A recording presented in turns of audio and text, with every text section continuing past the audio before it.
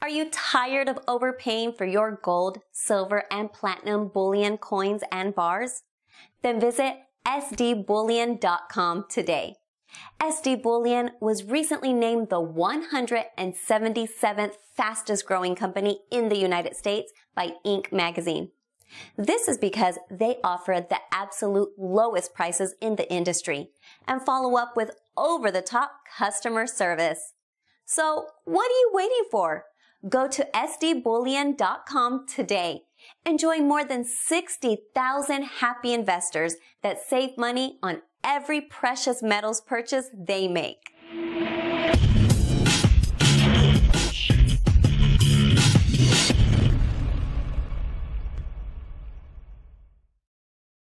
Hey everyone, this is Elijah Johnson with silverdoctors.com, and back with us today is Alasdair MacLeod from GoldMoney.com.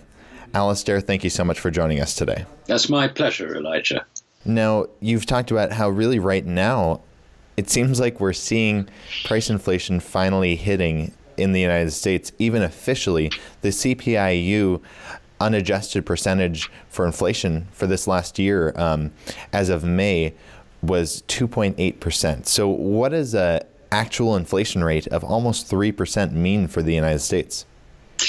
Well, I think it's a bit worse than that, because the first thing I should say is that we can talk generally about the general level of prices and whether that general level is rising or falling as a consequence of changes in the desire to hold money amongst consumers and also the quantity of money that's being injected into the economy. We can talk all about that in general terms, but you cannot measure the general level of prices. With the best will in the world, the things that you buy are different from the things I buy. You have a different level of prices and changes from what I have. If you go out to smart restaurants more than me, you probably find your cost of living is rising faster than mine, and vice versa. So that's the first thing I think we have to say. Now, when you can understand that, you can understand that it is perfectly possible for anyone to come up with almost any level of price inflation by just constructing the index in such a manner as to show what they want. And this is the point which has been made for a long time by John Williams at Shadow Stats, and he runs two if you like, sort of price inflation calculations, one based on the methods that go back to 1980 and the other going back to, I think, about 1990 or 1992. Now, the point about the 1980 figure is that is now showing a rate of price inflation of over 10% and increasing. Now, so this actually, what do we believe? Do we believe 2.8% or do we believe 10% or 10.5%? And then you look at the Chapwood Index, which is done, I think, half yearly from memory, and that shows, again, it rather confirms John Williams' statistics, because that is done on a number of urban areas, and each one is listed separately. You can go to the website, and you'll find that there again, most of the cities, most of the urban areas in America are reflecting a rate of price inflation for commonly bought goods, and that is the difference between the Chapwood Index and the CPIU. And that confirms that prices are rising at around about 10%. So, I mean, the point about that is that if you have inflation rising at 10%, you have to ask how much do you deflate the nominal GDP figure? And if you're going to deflate it by anything close to that 10% level, then actually what you're seeing is a transfer of wealth from the private sector into the public sector. By that I mean government, and also into the banks, and also into the banks' first, favored customers for whom they create credit. Transfer of wealth from lenders to borrowers, savers to the profligate, if you like. These are distortions which inhibit an economy. And if you turned around and said, well, does this indicate that the economy has been in continual recession for the last 15 to 20 years? I'd say yes. You were talking about earlier in this interview that the Fed probably won't raise interest rates anytime soon, but you've also talked about, because we're seeing inflation right now, they will have to eventually raise interest rates. Yes, that's true. we're living in a slightly sort of Kafkaesque world insofar as I can describe the situation in sensible economic terms.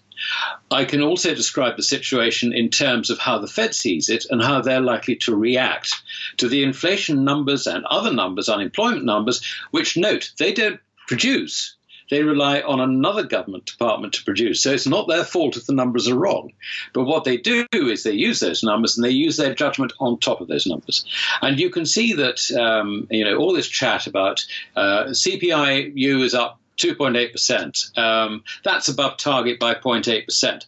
But if the economy is slowing, then the answer is we can just put off any action to correct that rise in prices or that trend of rising prices for the moment. And that's the sort of situation we're in. It is a bizarre world where monetary policy is cast on the basis of statistics which are completely misleading. And it misleads everybody. I mean, if you go into Wall Street, everybody believes the rate of inflation is 2.8%. Ask them personally, what do you think the rate of inflation is? How you find your cost of living? Oh, God, it's going up and up and up, So, but they don't make the connection. They really just don't make the connection that actually the numbers that are presented to the Fed are, and there's no other word for this, lies, statistics and damned lies. So you talked about in that article that really the idea of an inflation rate to begin with, like an overall inflation rate, doesn't really make any sense. And if you boil it down just to one number, it's not very useful for most people. Yes, I think that's absolutely right. I mean, apart from anything else, an inflation index trying to replicate the general level of prices is history. I mean, it's based on figures which are 2, 3, 4, 5 months out of date. And there is no way of knowing what you and I are actually going to be buying tomorrow, let alone what we bought today. That's not yet reflected in any figures, and it probably won't be adjusted for some considerable time anyway. So actually what we're talking about is a statistical construction which is just reporting something historical. And actually, unless we have absolutely no economic progress, no economic evolution whatsoever, it is completely irrelevant to today. So from that point of view, the whole thing is a complete nonsense. And in fact, we come back to this basic point, and that is that the Austrians have quite clearly shown, by the Austrians I mean the Austrian economists, have quite clearly shown that because the economy progresses, because it changes, it evolves, it is completely inappropriate to take historical numbers, however accurate or inaccurate they may be, and use that to define the state of the economy. It doesn't. All it does is it defines the amount of money that's been spent between point A and point B in time. And this is also another thing about GDP. People think that GDP represents something called economic growth. It doesn't. It actually represents growth in the quantity of money being deployed in buying the things that are in the statistic that they include within GDP. Yeah, it's actually completely meaningless in terms of an indicator of economic progress and an improvement of our economic condition. I mean, let's put it another way. If you go back to the Weimar inflation, 1920 to 1923, now at that time GDP hadn't been invented. That actually came nearly 2 decades later.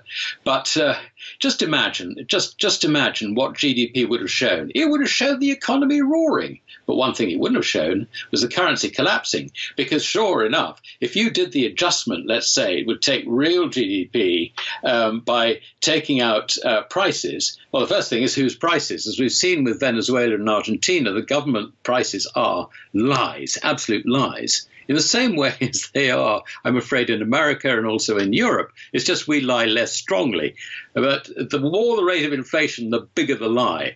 And so, you can see that when you have inflation, when you have prices rising because the purchasing power of money is declining, then what you have is a situation where GDP can be shown to be absolutely wonderful, exploding, growing.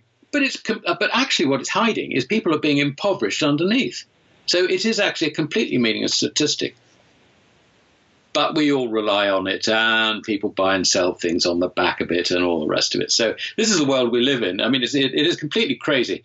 One day it'll end and people will see the light. But I suspect it will probably end quite violently when it does. So what should people then look at to gauge the real health of the economy? Well, there's nothing you can really look at because all the statistics are completely misleading. I mean, let's compare a situation where if you had sound money, then and absolutely no government interference at all in the quantity of money, and the banks were unable to increase the quantity of money because they would have to actually take in physical money in the form of gold. Or paper 100% backed by gold. They could only issue that to borrowers. Then you'd have a situation where there would be no credit cycle whatsoever, and you would be able to invest on the basis of, I think this company has got a good product, I think it's got good management, I'm going to buy their shares. You could invest on the basis that I want to buy bonds in this company because I think that they are secure and they are paying me a rate of 2.5%, 3%, whatever it is, which reflects the natural time preference value of my money being away from me, and also the risk, the marginal risk on top of that of lending to this particular company. Now, under those circumstances, you can make sound, sensible investments. But as soon as you corrupt the money, everything you do is speculative.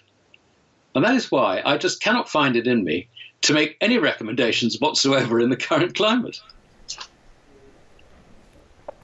Now, I'd like to move our focus to the Trump administration, because you've recently written on this.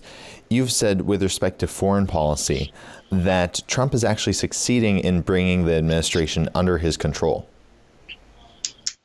Yes, I think that's right. I hear all sorts of stories about sealed indictments and all the rest of it for people who have cheated, lied, had their fingers in the till and all the rest of it in the past.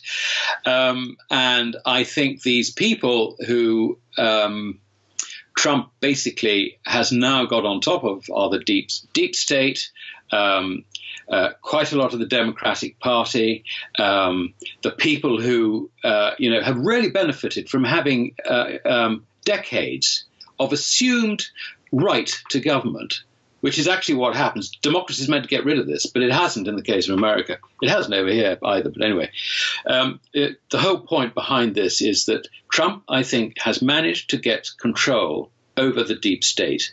He is getting rid of the people in the deep state by threatening them with legal action. Quite a few of them are resigning.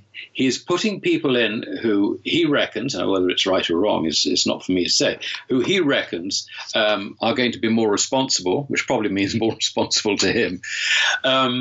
And he has now effectively got control over, I think, the situation domestically in America, which is terribly important because you've got midterm elections coming up later on this year. Now, I suspect that he is going to ratchet up the news on the guys who are stupid enough not to back off and are still in office, still there, fiddling the books, doing whatever, taking bribes is too strong a word, but if you like, benefiting from lobbying on behalf of banks or lobbying on behalf of industry or whatever it might be. There are lots of those people who Trump can attack. And guess what? His voter base in middle America, this is what they voted to get rid of. This is what Trump promised to get rid of. And there's a lot of naivety in this, let's face it. But I can see that this is likely to drive his domestic politics. On the international scene, he's now managed to can all this ridiculous stuff about conspiracy with Putin before he got elected, to the point where he's now going over and he's going to do exactly what he promised to do in his election manifesto. He's going to stop all this money being spent abroad. He's going to get Germany and Spain and Italy to up the amount of money they pay on NATO. Otherwise, they can go and take a running jump.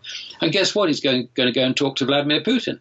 Now, he needs to do that because I think he's changing the world from this is my enemy to this is someone I've got to work with. And I think that's desperately important, and I think we should all support that.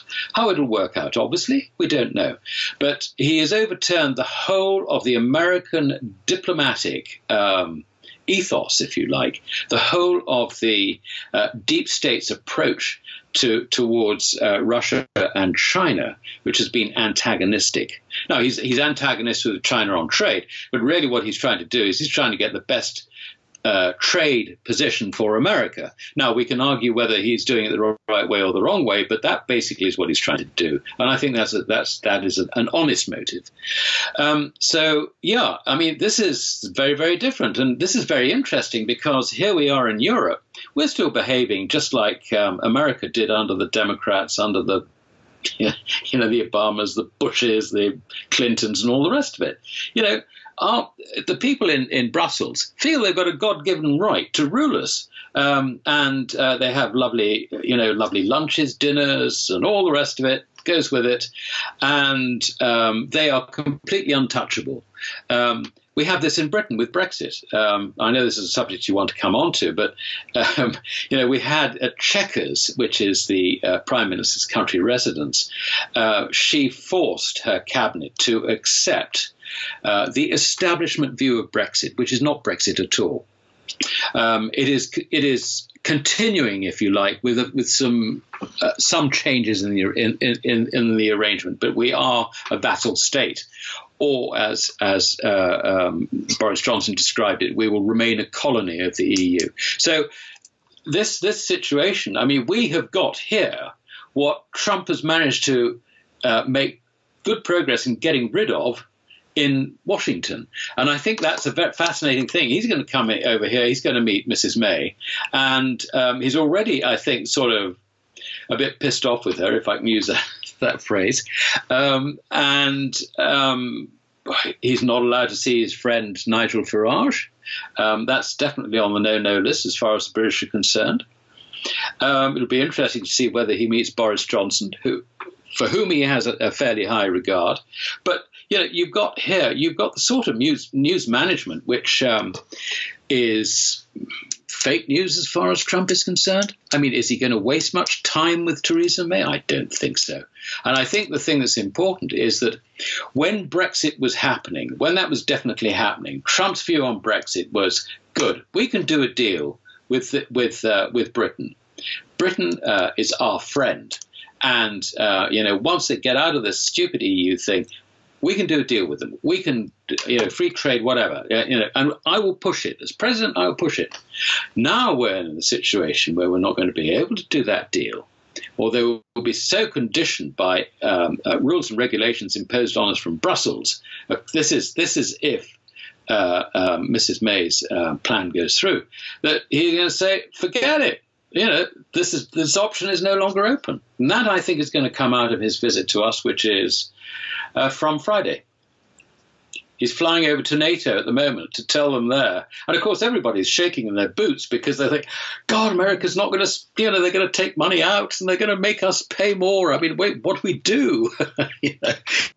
And then he's going to go and talk to Putin. And, of course, all the Eastern European countries are sitting there shaking in their boots thinking, oh, my God, he's going to sell us out. Oh, and NATO's going to go. And this is not why we joined the EU and all the rest of it. Because remember, the EU is originally an American construction. It was put together by the American Committee for the European Union, which was a committee founded by the CIA in 1947. So this is an American operation. And basically, I think what Trump is saying is that everything that was done just after the war, like setting up the World Bank and the IMF and, setting up Europe and all the rest of it, that's history. We're not going to support that anymore. We're moving on. No, mentioning Brexit, it's 8 months till it is official and gets implemented, where the UK actually leaves the European Union. As you talked about, there's been a lot of pushback. Theresa May's Foreign Secretary, Boris Johnson, quit in protest of Brexit. Do you think when it's finally implemented, it will be the same? Will it actually be the UK leaving the European Union, or will it be more like you were saying, the UK might still be like a colony or whatever of the European Union, and it won't actually leave fully? Someone said a week is a long time in politics. We're not due to leave until March next year. So what's going to happen between now and then, I don't know. The only thing I can say is that don't underestimate Boris Johnson. Everybody over here does, because, we're a bunch of snowflakes, if you like, and we don't understand what he's talking about. But actually, Boris Johnson understands proper classical economics. He understands pre-Keynesian economics. And he understands, therefore, why the private sector in Britain should be encouraged to trade freely. He also understands that business lobbying, is actually very, very bad and should be discouraged. And he's made rather rude comments to that effect recently. So this is a man who actually, I think, has got a plan. He understands what he's doing. Now, whether he succeeds or not, I don't know. But we've got certainly, I think, 3 influential people who do know what they're doing and can explain it to middle-of-the-road people who haven't really thought about it too much. And that is Boris Johnson, Steve Baker, who was in the department for exiting, the Brexit department, and also Jacob Rees-Mogg. Now, those 3 do actually understand, let's call it Austrian economics, if you like. They understand free markets. They understand why free markets work, and they understand why competition is so important in the private sector. They understand that tariffs actually, the best way forward is to come out of the EU completely, go onto the WTO basis, and hopefully just remove all tariffs, just take them away. Britain, tariff-free. And on that basis, if China or America wants to sell goods to us, as long as they comply with our, sort of reasonable safeties and quality standards, whatever, then fine, they're completely free to do so. They understand that, and that is where they're going to try and take it. And I think that they can persuade those middle-of-the-road people who basically only move in the direction which they think is safest, if you like, safest for their own personal situation. I'm talking about members of the parliamentary party, the Conservative Parliamentary Party. Those people, I think, can be won over by a sensible, straightforward argument. And the point is that the Remainers have got no argument at all, other than this is the status quo, it must not change. That is not an argument.